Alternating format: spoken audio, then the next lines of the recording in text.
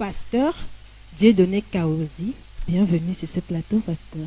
Merci. Nous sommes très contents de vous recevoir dans nos chaînes sur ce plateau de Grâce Télévision.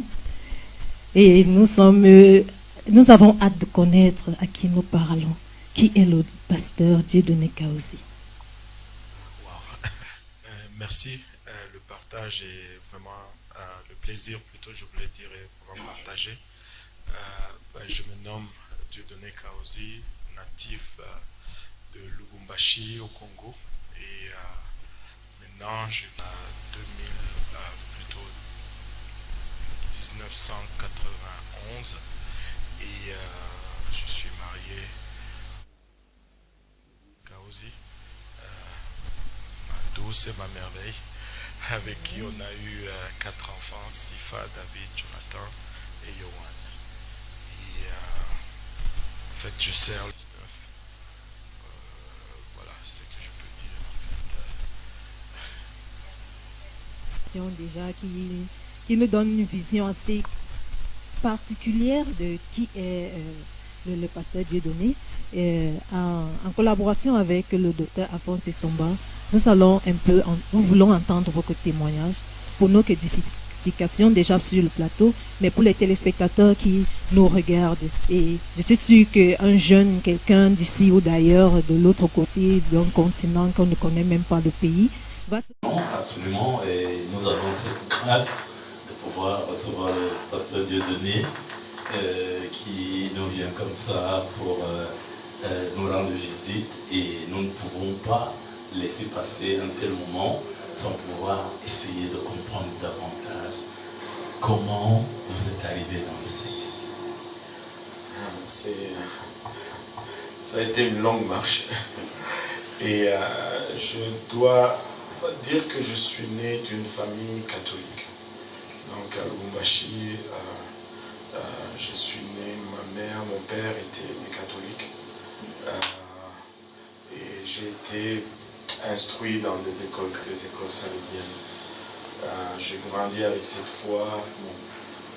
J'étais curieux de nature et à un moment donné, vers la fin de mes études secondaires, j'ai commencé un peu à chercher, à poser des questions. Je lisais la Bible dans mon temps perdu. C'est ce qui m'attirait un peu plus, l'histoire de Moïse. Mais j'ai commencé à poser quelques questions, mais ce n'était pas vraiment le début, vraiment je peux dire. Ça c'est qu'un cousin qui viennent vivre à la maison parce qu'ils doivent aller à l'université.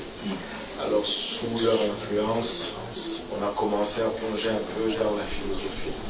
Je dois dire que de catholique, je suis passé quasiment athée. Je ne croyais plus vraiment dans l'existence de Dieu.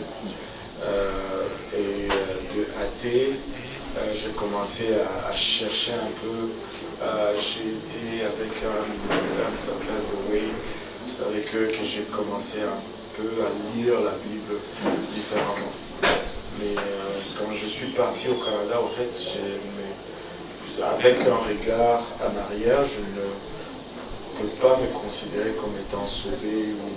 Je connaissais peut-être au sujet de Dieu, mais je ne connaissais pas Dieu. Et donc quand je suis arrivé là-bas, j'étais plus là pour des raisons politiques, pour des raisons sociales aussi. J'étais adonné à la politique, j'étais adonné aux études. Et en fait, je ne peux pas parler de mon témoignage sans parler de mon épouse. Parce que nous sommes venus au Seigneur ensemble. Et donc, dans nos rencontres politiques, j'ai fait la connaissance de mon épouse. Parce que son père était aussi un réfugié politique aux États-Unis. Donc, quand j'ai vu sa photo, j'ai commencé à vouloir la connaître davantage. Et je pense qu'en cela, cette parole s'est accomplie. Celui qui trouve une femme trouve une bonne chose. Ça n'apparaissait pas bon au départ, mais parce qu'on le faisait comme des pécheurs. J'étais dans le monde et je ne connaissais pas Dieu. Donc je me suis intéressé à mon épouse actuelle et j'ai commencé à tout faire pour la rencontrer. J'ai réussi à la rencontrer, mais en ce moment, lorsque on a commencé à développer une relation, mon beau-père actuel a été plutôt pris dans une zone de guerre parce qu'on était vraiment impliqués dans la politique. Et en ce moment-là, le mouvement qui rentrait, on était très proches de lui. Et mon beau-père était impliqué dans la zone de guerre. Mais en ce moment-là, pour moi, c'était devenu intense.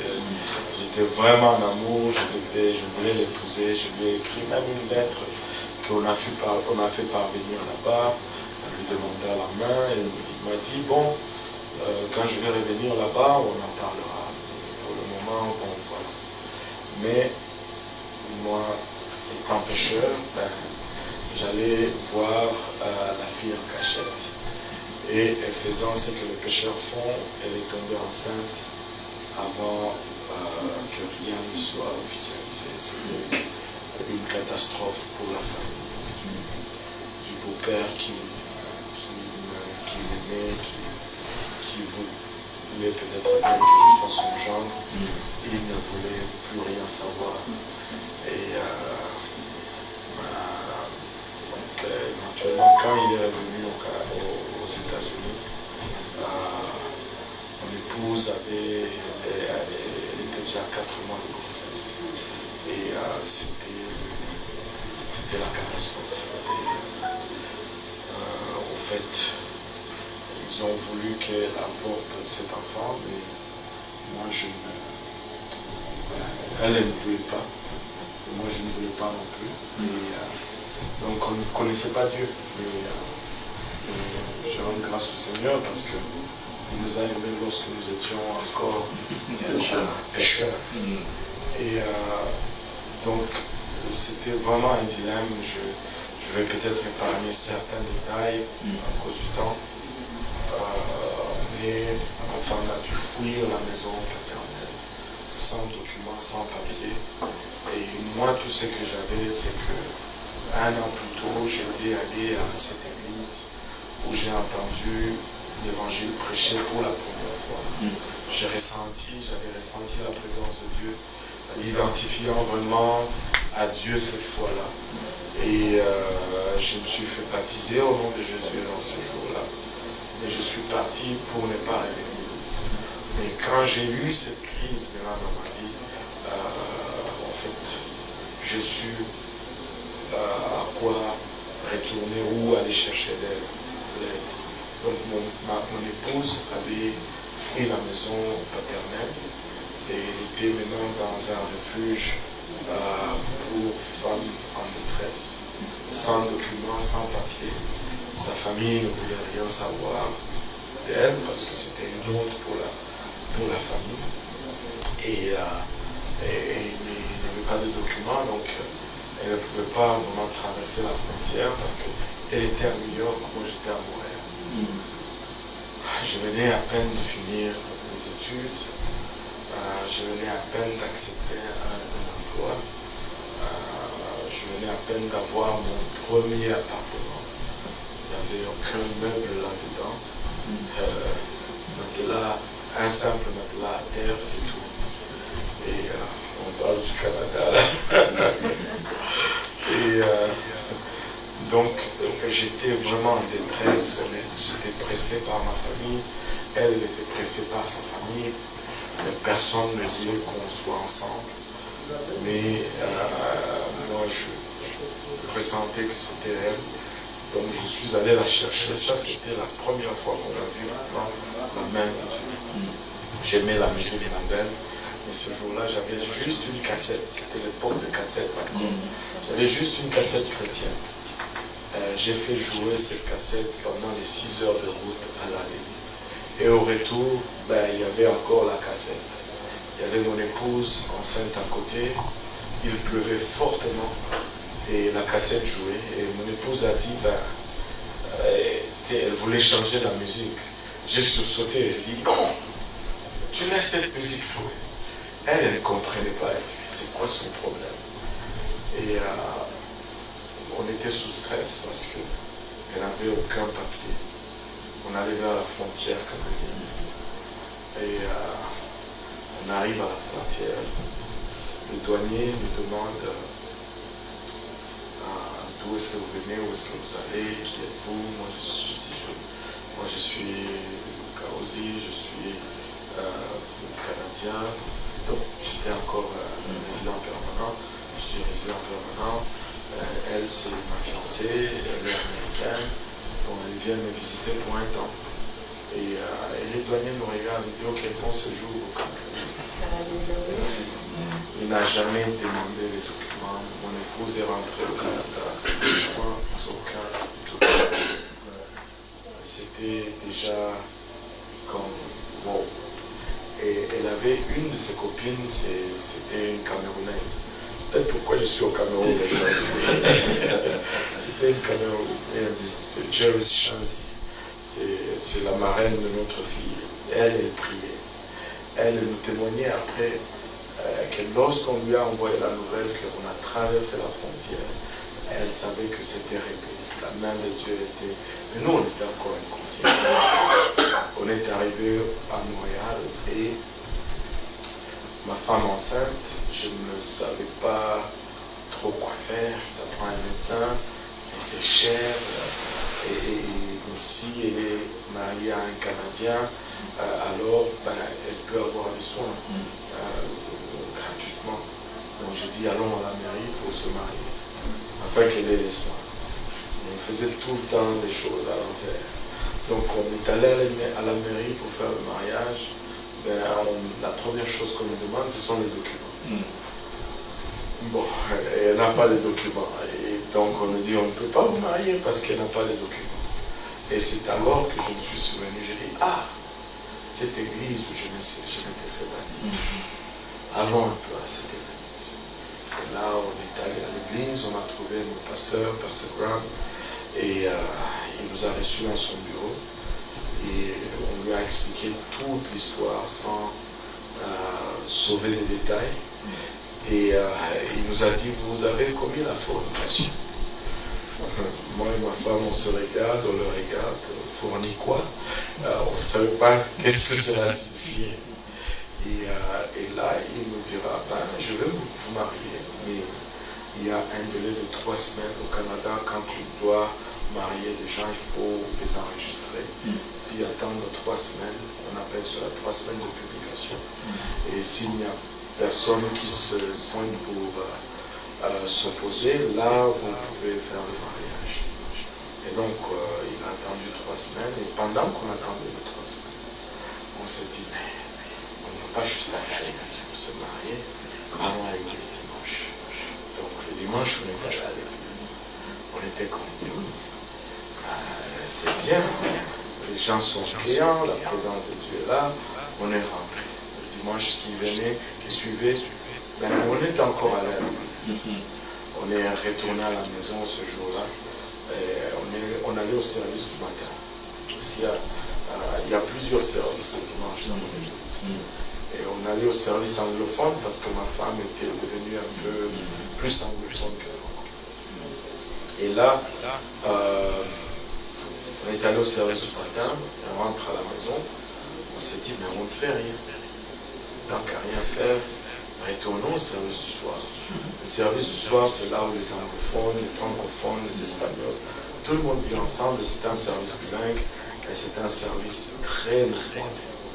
On était là pour la première fois, on s'est dit, mais c'est comme ça alors. Mais depuis ce jour, on n'a plus jamais manqué un seul service. Et on parle de juillet 1999 jusqu'à aujourd'hui. Et je vivais beaucoup d'oppression, je ne dormais pas la nuit, mais quand j'ai commencé à aller au Seigneur, je n'ai pas reçu une délivrance instantanée, mais c'était progressif. Tranquillement, je n'entendais plus les voix. Et tranquillement, je dormais la nuit. Et un jour, je n'entends plus les voix qui me tourmentaient. La crainte que j'avais a disparu. J'étais quelqu'un qui, lorsque je sortais du travail, avant de passer ma carte et d'ouvrir les portes, pasteur, je regardais s'il y avait personne qui m'attendait. Et là, j'ouvrais, je marchais vite à ma voiture, j'embarquais dans la voiture, j'allais à la maison. Et je vivais comme ça, tourmenté.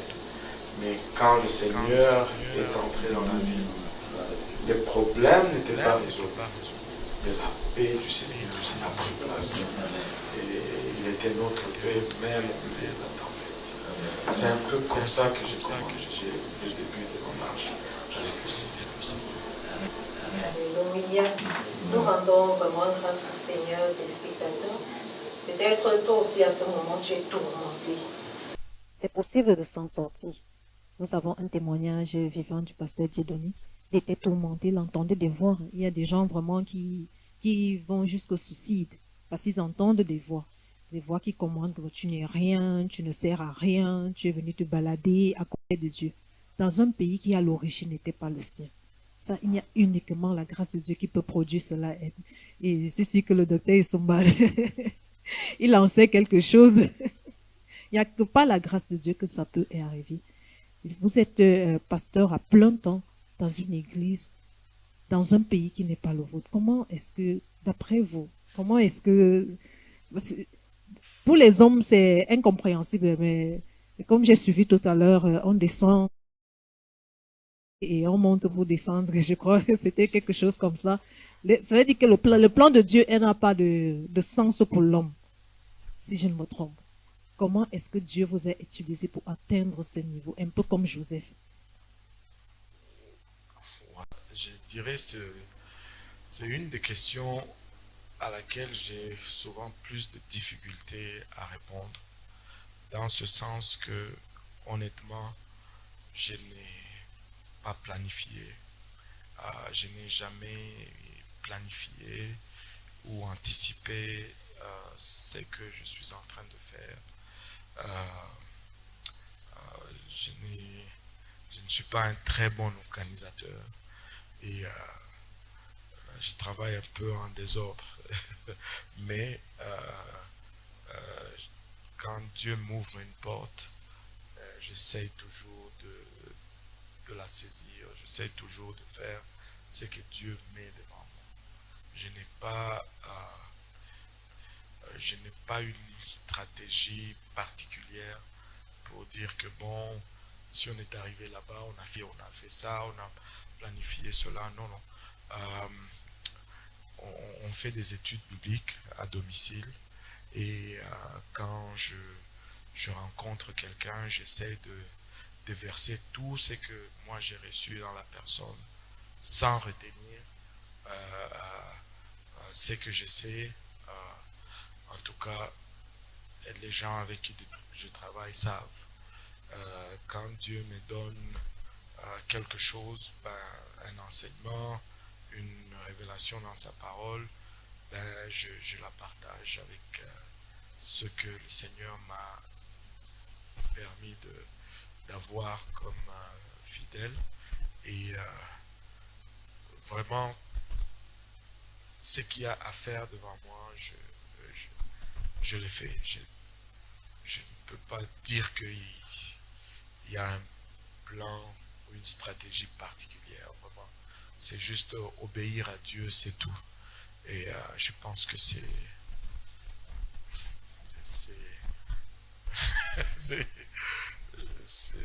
la stratégie de Dieu. Donc, c'est vraiment très, très intéressant ce que vous dites. Vous n'avez pas planifié. On remarque que dans le monde chrétien, on veut planifier même à la place de Dieu, croyant que Dieu va suivre nos voies à nous pour pouvoir atteindre ses objectifs à lui. C'est paradoxe, c'est un peu bizarre, mais c'est un peu ce qui se passe souvent avec le chrétien. Dieu va utiliser mes voies pour que je sois béni, bien pour que j'ai tel travail, pour que je sois marié, pour que je puisse. Or, Dieu a sa stratégie à lui. Donc, et c'est quelque chose que le docteur peut encore mieux expliquer. Oui, nous bénissons l'Éternel, le pasteur, pour ces grâces qui démontrent vraiment de la bonté de Dieu, de la grandeur de Dieu. Moi, j'ai eu l'opportunité de vous voir à l'œuvre au Canada, tout au moins 2 ou 3 fois, et j'étais fortement impressionné, fortement émerveillé de voir que quelqu'un peut, qui est venu, aujourd'hui vous êtes Canadien, mais de voir comment vous servez le Seigneur à l'extérieur. Moi, personnellement, ça m'a beaucoup impressionné. Mais ceci m'amène quand même à vous poser une dernière question. J'ai observé, étant au Canada et même après, parce que je le suis quand même à distance, alors j'ai observé que l'un des thèmes que l'Esprit du Seigneur vous a véritablement donné et sur lequel vous travaillez de manière particulière, c'est le thème sur le baptême d'eau. Et est-ce que vous pouvez nous dire quelque chose là-dessus? Oui, certes, avec beaucoup de plaisir. Et en fait, j'attendais juste l'opportunité pour en parler. Et parce que c'est le thème essentiel que nous considérons, nous croyons que c'est l'essentiel. Pourquoi nous disons que c'est l'essentiel? Parce que le Seigneur Jésus n'est pas venu pour guérir nos maladies. Et cela peut choquer certaines personnes. Il n'est pas venu pour nous donner du pain et du poisson. Il n'est pas venu pour nous délivrer de nos problèmes en tant que tel. Il est venu pour aller à la croix. Quand le Seigneur Jésus est venu, c'était pour aller à la croix. Et ça, c'était sa mission. Mais en route vers la croix, il a multiplié le pain. En route vers la croix, il a guéri les malades. Et en route vers la croix, il a fait tous ces miracles. Donc, mais très souvent, dans la chrétienté, nous allons nous contenter de la multiplication du pain et nous allons oublier l'œuvre de la croix. Alors que c'est la raison pourquoi il est venu. Jésus est venu pour aller à la croix. À la croix, il est mort, il a été enseveli et il est ressuscité le 3e jour selon les Écritures. Et 1 Corinthiens 15 nous dit que c'est là l'évangile. 1 Corinthiens 15, du 1er au 4e verset. Paul dit, je vous rappelle l'évangile que vous avez reçu, dans laquelle vous persévérez et par lequel vous êtes sauvés. Si vous le retenez, il y a ainsi, si vous le retenez tel que je vous l'ai annoncé. Et il donne un avertissement, autrement vous auriez cru en vain. Ça serait une tristesse de expérimenter la bénédiction de Dieu. Ça serait une tristesse d'expérimenter la guérison ou la bénédiction financière. Et à la fin, passer à côté du salut. Et ça serait la plus grande catastrophe. Alors, Paul dit que nous sommes sauvés par l'évangile et il nous dit que l'évangile c'est la mort, l'ensevelissement et la résurrection de Jésus-Christ. Et comment cet évangile nous sauve? Mais c'est en y obéissant comme Pierre le dit le jour de la Pentecôte, le tout premier jour de l'Église, quand la question lui a été posée au verset 37, « Homme, frère, que ferons-nous » Il a répondu, « Répentez-vous et que chacun de vous soit baptisé au nom de Jésus-Christ pour le pardon de vos péchés et vous le don du Saint-Esprit. » Et c'est comme ça qu'on applique l'évangile dans notre vie. Maintenant, la repentance, nous la faisons, elle est conditionnelle au salut. Mais le baptême aussi est conditionnel au salut. Mais quand nous regardons l'histoire de l'Église, la plupart des baptêmes pratiqués dans la chrétienté n'est pas le baptême que les apôtres pratiquaient.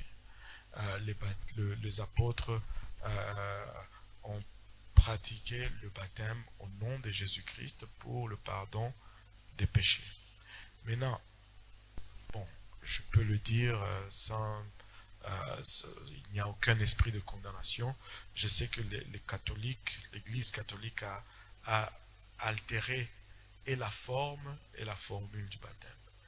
La forme, c'est comment on est baptisé. Le baptême doit être par immersion. La forme a été altérée, on a commencé à asperger. La formule qui était au nom de Jésus-Christ, elle a été altérée au nom du Père et du Fils et du Saint-Esprit. Maintenant, la plupart des chrétiens vont accepter la restauration de la forme. On va accepter d'être immergé. Mais quand on parle de la restauration de la formule, beaucoup vont être réticents. Mais le danger est que si on ne restaure pas la formule, on a seulement l'eau, on n'a pas l'eau, on n'a pas l'eau et le sang. Or, le livre de Jean, 1 Jean 3, 5, quelque part, ma mémoire me lâche, le Seigneur Jésus, 1 Jean 3, ça part. Le Seigneur Jésus nous dit clairement que il est venu, Jean nous dit que Jésus est venu avec l'eau et le sang, et non avec l'eau. Donc nous avons restitué l'eau, mais nous ne restituons pas le sang. Or, Hébreu nous dit que sans effusion de sang, il n'y a point de pardon de péché. Et Paul, plutôt Pierre, dit dans Actes 2,38, faites-vous baptiser au nom de Jésus-Christ pour le pardon de vos péchés. Donc quand on regarde ces deux versets, qu'on les met ensemble, on réalise très vite que le sang est amené par le nom. S'il n'y a pas de nom, il n'y a pas de sang. Et c'est pourquoi le nom a été enlevé. Et nous devons être ensevelis au nom de Jésus-Christ pour le pardon de nos péchés. S'il n'y a pas de sang, s'il n'y a pas de nom, il n'y a pas de pardon des péchés. Est-ce que je peux adresser Matthieu 28, 19? Je ne sais pas si j'ai le temps. Matthieu 28, 19, la plupart de gens vont dire, mais le Seigneur a dit dans Matthieu 28, 19, allez faites de toutes les nations des disciples, le baptisant au nom du Père et du Fils et du Saint-Esprit. C'est correct, c'est exactement ce qu'il a dit. Mais Pierre et tous les autres apôtres ne se sont pas trompés. Ils ont plutôt exécuté. Et dans Matthieu 28, 19, le nom est au singulier. Allez partout et faites de toutes les nations les disciples, le baptisant au nom singulier du Père, du Fils et du Saint-Esprit. Et ça nous dit que le nom est au singulier. Donc il y a un seul nom. Et ils ont cherché le nom du Père, le nom du Fils et le nom du Saint-Esprit. Et c'est le nom de Jésus. Et ils ont baptisé dans ce nom-là. Nous bénissons vraiment le Seigneur pour cette connaissance qui a ajouté à ce que beaucoup faisaient même par ignorance ou bien par suivisme quelque part.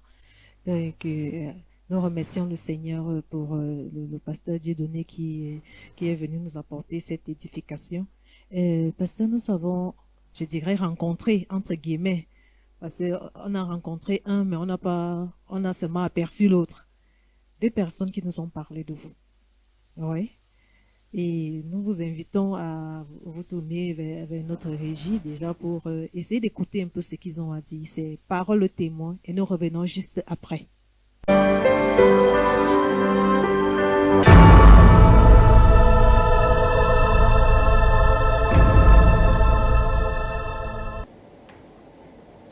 Salut tout le monde, shalom peuple de Dieu, je m'appelle Patrick Essomba.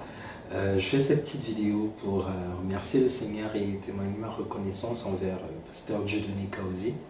Je suis originaire du Cameroun et j'ai eu l'opportunité de venir ici au Canada pour la suite de mes études. Et à la fin de mon programme universitaire, j'étais dans une phase de ma vie où j'avais besoin de retrouver l'engagement que j'avais vis-à-vis de Dieu lorsque j'étais au Cameroun. Donc dans cette phase de ma vie, je faisais la lecture du livre des Actes des Apôtres. Et j'avouerais que c'était vraiment une lecture de surface. Mais alors que je cherchais le Seigneur et que je m'approchais tranquillement de lui, je crois vraiment qu'il s'est approché de moi. Et il m'a fait faire la rencontre de Pierre. Et Pierre, c'est un jeune homme qui m'a parlé de l'évangile et du fait d'obéir à l'évangile. Et on était en plein dans le livre des Actes des Apôtres et vraiment ce que je lisais de surface a pris tout son sens alors que je l'écoutais m'exhorter à obéir à l'évangile.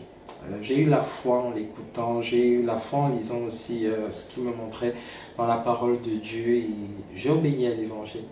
Et Pierre, c'est un jeune homme qui va à l'église de pasteur Dieudonné Kaozi, donc je l'ai suivi. Et c'est comme ça que j'ai fait la rencontre de pasteur Dieudonné Kaozi.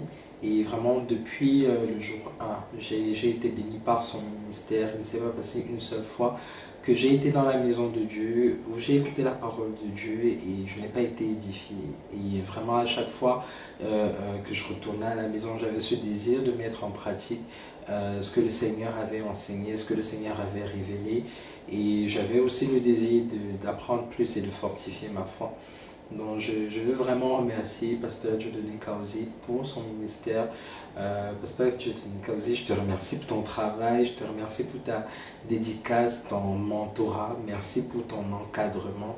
Vraiment, tu as été présent à la fin de mes études, tu as été présent quand je cherchais à m'intégrer dans la vie active ici au Canada, tu as été présent quand j'ai voulu me marier, quand je me suis marié et quand ma femme et moi nous avons eu notre fils.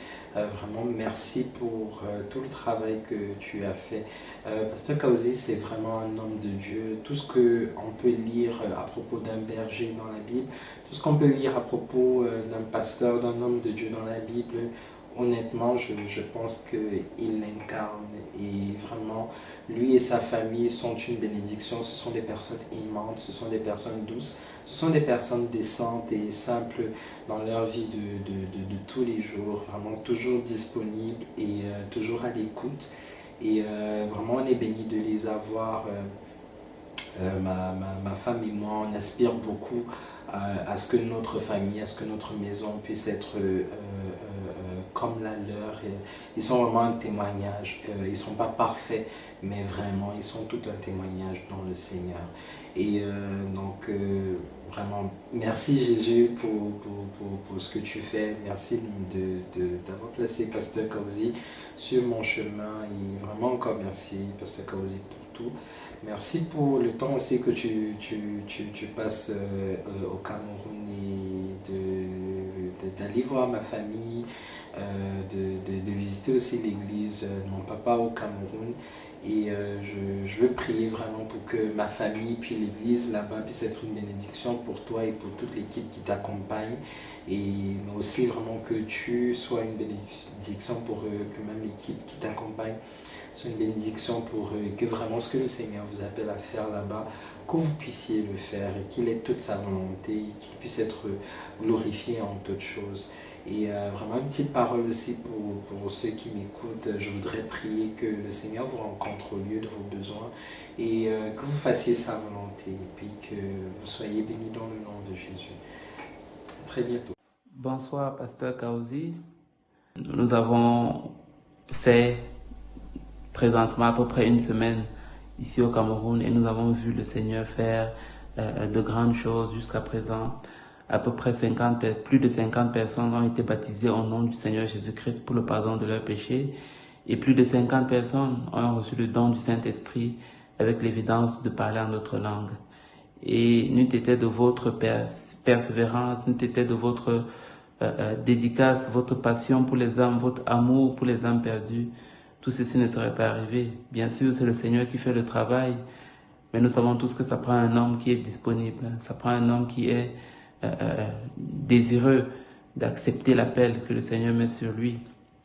Et sincèrement, nous aimerions vous dire merci du profond du cœur. Et je sais que nous n'avons pas nécessairement besoin de faire ceci. Ce n'est pas ce qui vous motive, c'est vraiment le Seigneur qui vous motive. Et nul ne peut douter de cela, mais je pense que c'est approprié de donner honneur à qui honneur est dû. Et vraiment, à mon nom personnel et en celui de toute l'Église, nous aimerions vous dire merci pour ce voyage au Cameroun. Et bien sûr, nous avons vu de grandes œuvres, nous avons vu le Seigneur faire, on peut même dire des miracles et des prodiges ici au Cameroun en 2023, mais nous croyons que ceci n'est pas la fin, ceci en fait n'est que le début d'une grande œuvre. Et nous anticipons ce que le Seigneur va faire par la suite. Et j'aimerais tout simplement vous laisser avec ces mots. Je me souviens, lorsqu'on était au Canada, il y avait un homme de Dieu qui avait donné un témoignage sur vous et il disait ceci, c'est lorsqu'on se frotte au pasteur Kaozi, ben, il laisse en nous des résidus du Seigneur Jésus-Christ. Et ces mots m'ont marqué et j'ai cogité sur ces paroles. Et avec le temps, j'ai essayé d'analyser et je me suis rendu compte que la chose est vraie. Et beaucoup vous voient sur, peut-être à travers les médias, beaucoup vous entendent de loin, mais pour ceux qui ont le privilège de vous côtoyer, on peut voir, on peut confirmer ou bien on peut attester qu'il n'y a en vous aucune duplicité. Et votre passion pour les âmes est tout simplement contagieuse.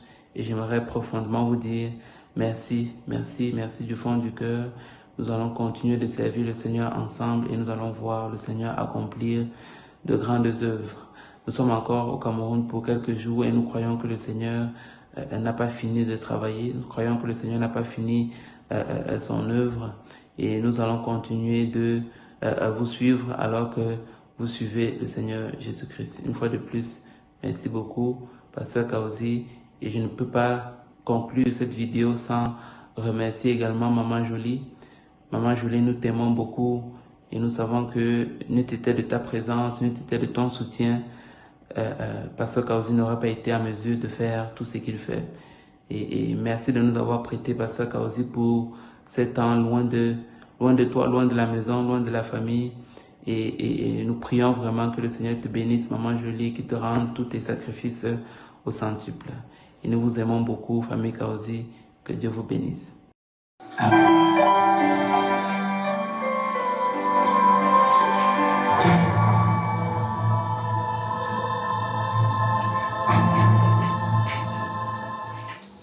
Retour sur ce plateau, nous rappelons, nous sommes en direct sur Grâce Télévision dans le cadre de l'émission Témoignage pour la gloire de Dieu. Et nous vous rappelons que vous pouvez vous connecter sur nos pages Facebook Grâce Télévision et Dr Esomba Ministries et sur nos chaînes YouTube. Nous venons d'écouter deux personnes, le frère Patrick Esomba et le pasteur Achille Kengan qui se trouvent parmi nous. Nous avons l'émotion traverser tout le corps du pasteur Dieudonné et juste qu'est-ce que vous voulez dire devant tant d'amour. Est-ce que il a dit celui qui se frotte au pasteur Dieudonné Kaozi reste fortement avec les richesses de Dieu de Jésus-Christ. Et le frère Patrick disait que je prie et j'ai foi que vous allez avoir un impact vers ceux-là vers qui vous êtes partis. Je peux juste dire une chose, c'est que il n'y a aucun mérite dans l'homme. Et je ne sais pas quoi dire. Je suis infiniment reconnaissant et redevable au Seigneur. Et parfois, je ne comprends pas pourquoi vous dites toutes ces choses, parce que, en tout cas, moi-même, je ne le vois pas vraiment. Mais c'est vraiment, il n'y a pas. J'ai des luttes, parfois j'ai l'impression d'échouer, de passer à côté, mais c'est ce qui fait la nature même de la grâce, je pense, et que personne ne peut mériter cela, et je ne pense pas que je mérite plus tout ça. Et je rends grâce au Seigneur qui m'accorde cette grâce. En tout cas, je lui rends cette grâce. C'est tout ce que je peux dire. Amen. Nous remercions le Seigneur déjà de nous avoir accordé ce privilège grand de recevoir sur ce plateau le pasteur Dieudonné Kaozi. Depuis déjà plusieurs mois que je présente cette émission Témoignage pour la gloire de Dieu. Je suis vraiment honorée de vous avoir sur ce plateau dans le cadre de cette émission. Nous vous remercions grandement le docteur Alphonse Esomba et moi pour votre présence. Et nous sommes arrivés à la fin de notre émission. Nous espérons que vous avez été bénis Alors toi qui as encore des voix qui parlent dans ta tête, tu peux déjà dire à ces voix-là au revoir. Parce que mets déjà dans ton esprit que Dieu peut te sortir de là. Parce qu'il l'a déjà fait. Dieu utilise ses méthodes. Si tu as retenu quelque chose aujourd'hui, retiens que Dieu peut te sortir de toute situation dans laquelle tu te trouves. Les problèmes ne sont pas finis, mais la paix de Dieu en toi va te sortir de ces situations. Merci, le docteur Alphonse Essompa, pour son soutien par rapport à la présentation de cette émission. Téléspectateurs de Grâce Télévision, nous saluons chaleureusement. Nous prions que le Seigneur vous remplisse de paix, d'amour et surtout, continuez, n'abandonnez pas. Quelles que soient les circonstances, quels que soient les vents qui peuvent souffler, Dieu est capable. Il a ses méthodes, il a ses stratégies. Restez bénis dans le nom du Tout-Puissant Jésus-Christ. Amen. Amen. Bonne soirée.